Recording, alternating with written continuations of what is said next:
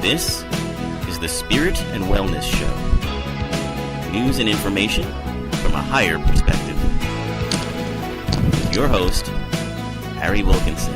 Hello, yes, this is your host, Harry Wilkinson, and welcome to the Spirit and Wellness Show. This is the show where we take a look at the days and weeks events, happenings in the world of international news, politics, technology, everything that we encounter throughout our week, and we take a look at it from a higher perspective. So what do we mean by a higher perspective? Well, we are talking about taking that step back. That's so necessary these days as we become overwhelmed with massive amounts of information and communication thanks to our newest and latest technologies. We tend to be living in a speeded up world in a way. And so it can often feel like, like we're just being overwhelmed. So if we take a step back and we look at everything that's happening in our lives, including the big newscasts of the day, the stories that we hear through all of our different media forms, if we take a step back and we look at it from the perspective of we are creating these experiences to show us something, to give us an experience, and ultimately to connect us to the oneness that is our true reality, the truth of who and what we are. That we are one, that we are stronger and more powerful than we even know. We create these scenarios, we create our sort of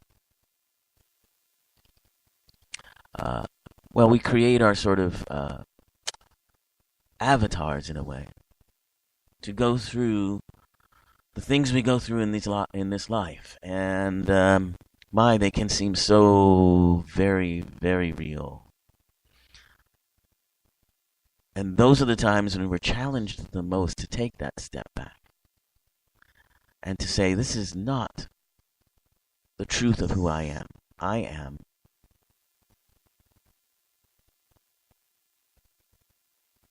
the highest level that I can be. So when we look at stories or even occurrences that happen in our lives, and we look at them from a higher perspective, we look at them from the perspective of, this is something I've created to show me something, and I will go inside it. I will find the energy.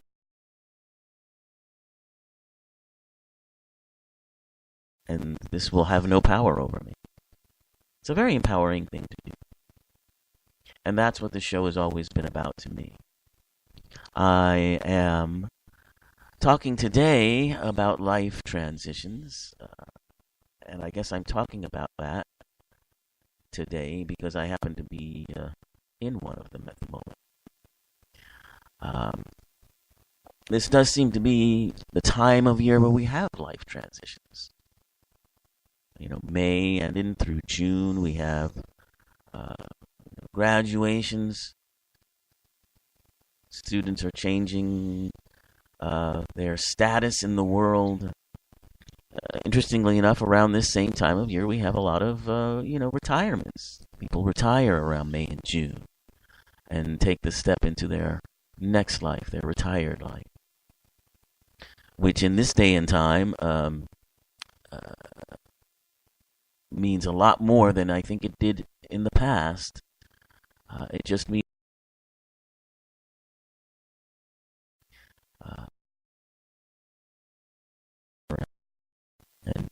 rocking in a rocking chair and getting old. It just means that, or even stopping working. Many people retire and move on to other careers. And I think, according to the latest statistics that I've heard, the latest science on it is that, yeah, that's happening more and more, and it's going to happen more and more in the future. People are going to have 2 and 3, uh, you know, sort of not just jobs, but careers, because they're going to be living a lot longer. I'll try to find that article and get it, read it to you. But in any case, life transition are very powerful, and they can sometimes feel great and liberating. They can sometimes feel really hard. But the biggest issue probably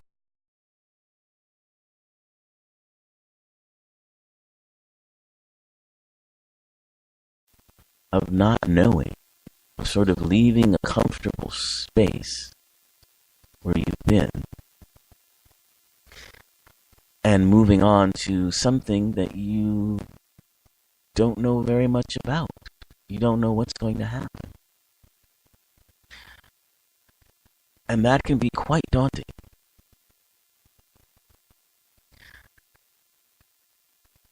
So I wanted to talk about life transitions today because that seems to be something that is certainly it's relevant in my life right now, and I think it's relevant in other people's lives too. This will be part 1 of it because unfortunately, due to technical difficulties, we were late getting started on the show. But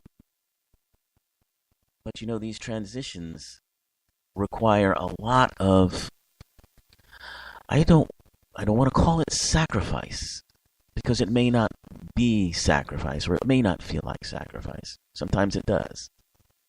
But what it requires, I believe, is a lot of letting go of things, letting go of the way things have been, and perhaps things that are not serving you so much anymore. And clearing space for what is to come. And that can, in some circumstances, feel very difficult, very painful.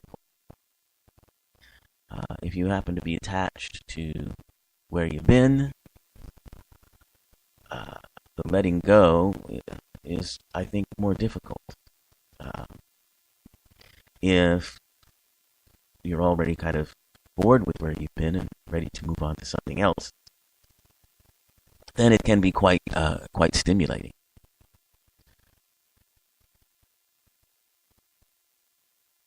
So to deal with life transitions does take a lot of focus. I think it's, as far as stress, which is something that we've been talking about for quite some time,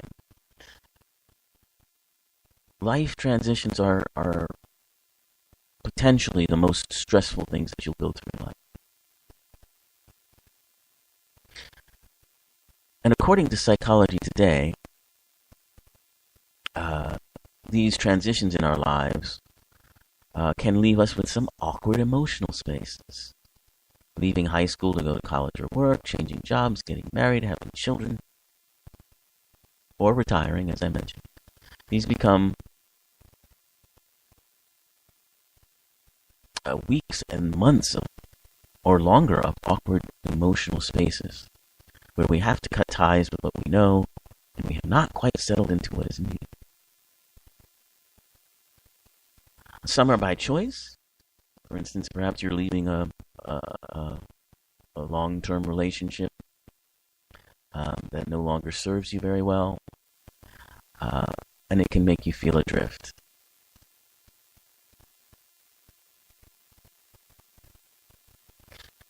And it can make you feel a little overwhelmed and a bit depressed.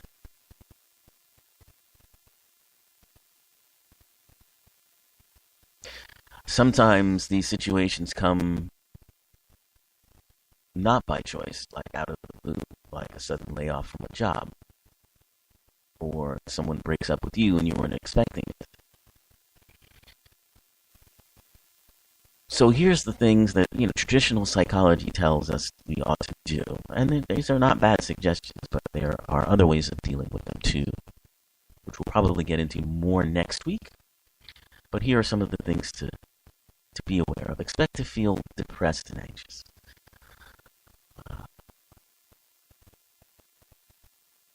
Whenever we move forward, we leave something behind, and it may not even feel like moving forward sometimes. But whenever we have to leave something behind, it creates a state of grief, however small, and you should allow that grief. If it's an unexpected and unwanted change, of course, the shock and depression are going to be greater, and anxiety comes about, as I said.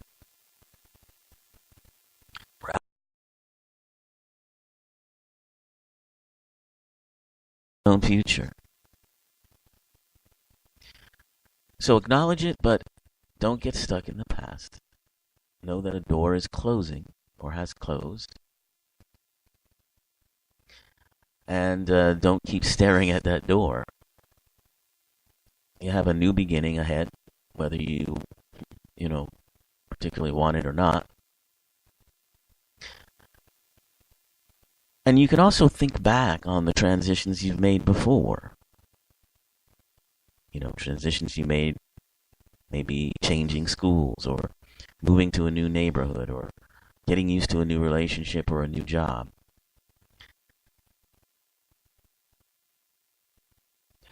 You want to try to think positively and think about opportunities that you will now have.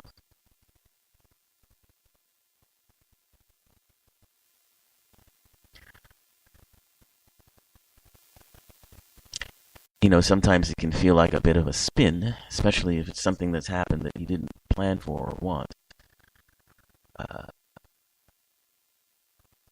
But you can think about this opportunity for new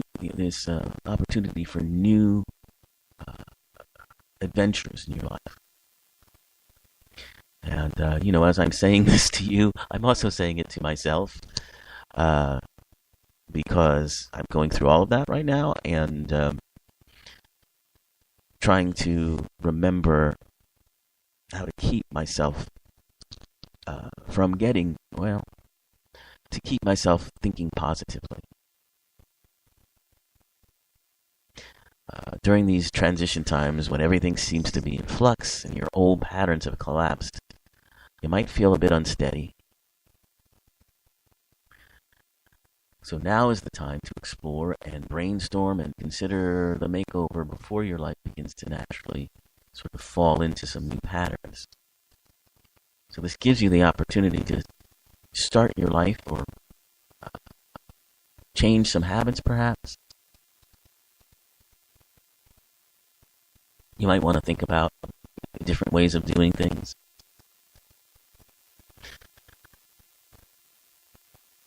And kind of just get going. We're creatures of habit, and routines can congeal quickly. And if we let anxiety take over, we might find ourselves kind of retreating behind a wall and going into the same old routines. Now, if that's something that's okay with you, there's nothing wrong with that. But you might want to grab the opportunity to really try something new and different.